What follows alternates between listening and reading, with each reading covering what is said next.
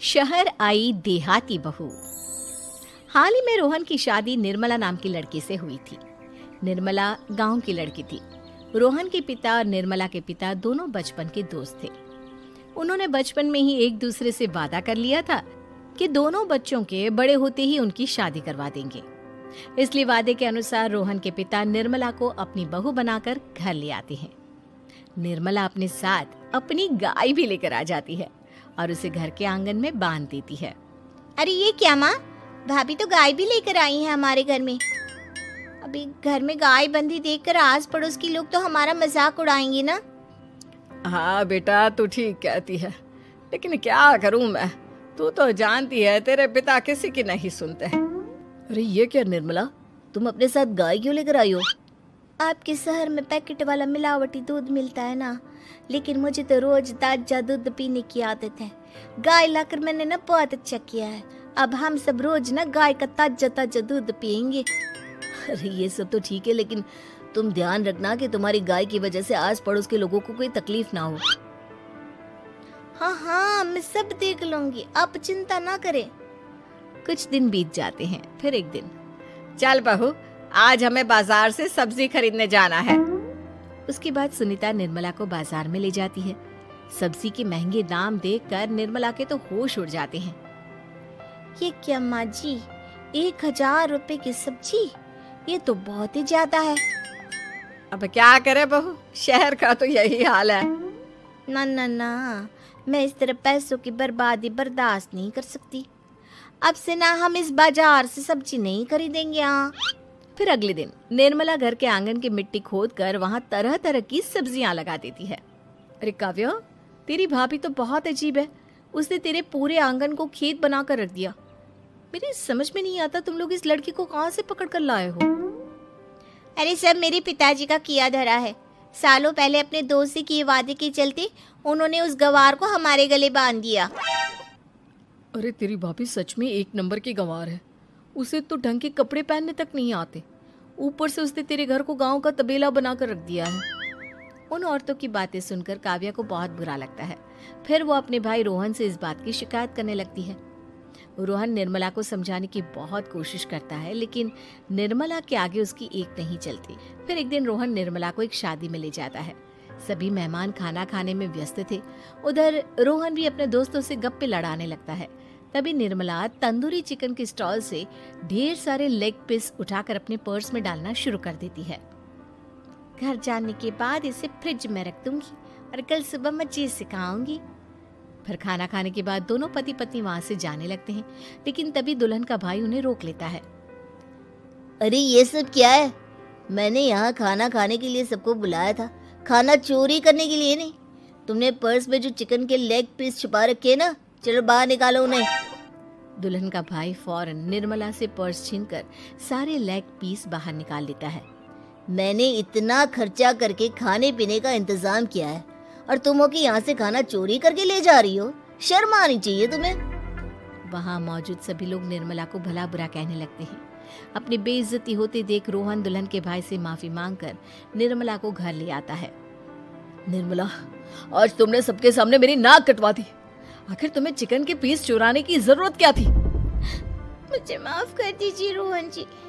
दरअसल ना, हमारे गांव में जब भी शादी होती थी तब मैं और मेरी सहेलियां इसी तरह शादी से ढेर सारा खाना लेकर आते थे। मुझे नहीं पता था कि मेरी इस गलती से आपकी इतनी बेइज्जती हो जाएगी। मुझे माफ कर दीजिए, आज के बाद ऐसी गलती कभी ना करेंगे। इतना कहकर निर्मला रोने लगती है। निर्मला को रोते देख रोहन का दिल पिघल जाता है और वो उसे माफ करके गले लगा लेता है। इस तरह कुछ दिन बीत जाते हैं। फिर एक दिन रोहन उदास होकर घर लौटता है। रोहन के कपड़े बुरी तरह फटे हुए थे। अरे बेटा, ये सब क्या है? किसी के साथ मारा पीटी हो गई है क्या? नहीं माँ, आज हमारी जिंदगी का सबसे बुरा दिन है। म्युनिसिपालिटी वालों ने हमारी दुकान तोड़ दी। आज से हमारी आमदनी पूरी तरह बंद हो गई। हे भगवान, हमने तो किस्त पर ढेर सारा सामान ले रखा है। अब हम सारे सामान की किस्त कैसे चुकाएंगे? मेरी तो सोचने समझने की शक्ति ही खत्म हो गई। पता नहीं आगे हमें और कितनी मुसीबत झेलनी पड़ेगी। आप सबको ना चिंता करने की जरूरत ना है, मैं सब ठीक कर दूंगी। तो कहना क्या चाहती है बहू? हम ना बोल कर नहीं बल्कि करके दिखाएंगे। हाँ। उसके बाद निर्मला अपने पिता को फोन करके गांव से 5 गाय मंगवा लेती है और फिर अगले दिन निर्मला सभी गायों का दूध निकाल कर बड़े बर्तन में भर लेती है। तुम ये सब क्या कर रही हो निर्मला? मेरी तो कुछ समझ में नहीं आ रहा। हम ना इन गायों का दूध बेचने जा रहे हैं। उसके बाद हमारे पैसों की समस्या खत्म हो जाएगी। हे भगवान, बस यही दिन देखना बाकी रह गया था। भाभी दूध वाली बनकर दूध बेचेंगी तो मोहल्ले में इज्जत क्या रहेगी हमारी। सभी लोग हमें तरह तरह के ताने मारेंगे। आप ना ऐसी बेकार की बातें ना करो काव्या जी। जब जेब का पैसा और पेट की रोटी छिन जाती है तो इंसान पहले अपने और अपने परिवार के बारे में सोचता है। और वैसे भी जिस काम से हमारा घर चले उसकी कभी ना बुराई नहीं करनी चाहिए। फिर निर्मला दूध के 2 बड़े बर्तन साइकिल के दोनों तरफ लटकाकर मोहल्ले में घूमने लगती है। दूध ले लो, दूध, गाय का ताजा ताजा दूध ले लो, बिना मिलावट का शुद्ध दूध ले लो। चलो चलो आओ भाई, जल्दी ले लो। तभी निर्मला के पास कुछ औरतें आती हैं।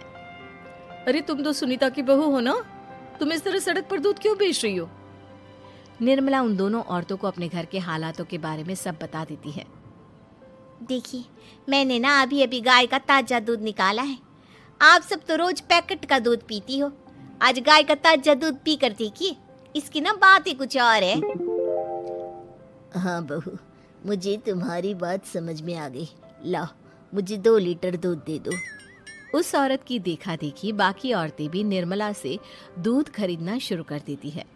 थोड़ी ही देर में निर्मला सारा दूध बेचकर ढेर सारे पैसे इकट्ठे कर लेती है। उसके बाद निर्मला घर जाकर सारे पैसे अपनी सास को पकड़ा देती है। अरे बहू, इतने सारे पैसे! सच में तेरा आइडिया तो काम कर गया। अरे माँ जी, आप तो बस देखती जाइए, कुछ ही दिनों में मैं अपने घर की सारी समस्या खत्म कर दूंगी। हाँ। फिर अगले दिन से निर्मला गायों के गोबर से ढेर सारे उपले तैयार करके बेचना शुरू कर देती है। निर्मला को पैसे कमाते देख रोहन के अंदर भी हिम्मत आ जाती है और वो भी दूध बेचने का फैसला करता है। निर्मला के कहने पर उसके पिताजी कुछ और गायों का बंदोबस्त कर देते हैं। इस तरह दोनों पति पत्नी मिलकर दूध बेचना शुरू कर देते हैं। कुछ ही महीनों में उनका दूध का व्यापार खूब फल फूल जाता है। इसके चलते रोहन एक बड़ी दूध की डेयरी भी खोल लेता है। पिताजी, जब आपने निर्मला से मेरी शादी करवाई थी तब मैं मन ही मन आपको कोसा करता था, लेकिन आज मेरी समझ में आया कि आपका फैसला बिल्कुल सही था। आज अगर निर्मला ना होती तो पता नहीं हमारा क्या हाल होता। हाँ बेटा, तू ठीक कहता है। हमारी बहू ने तो हमें उजड़ने से बचा लिया। भगवान ऐसी बहू सबको दे। इस तरह निर्मला की समझदारी के चलते सब कुछ ठीक हो जाता है और वो सभी हंसी खुशी अपना जीवन जीने लगते हैं।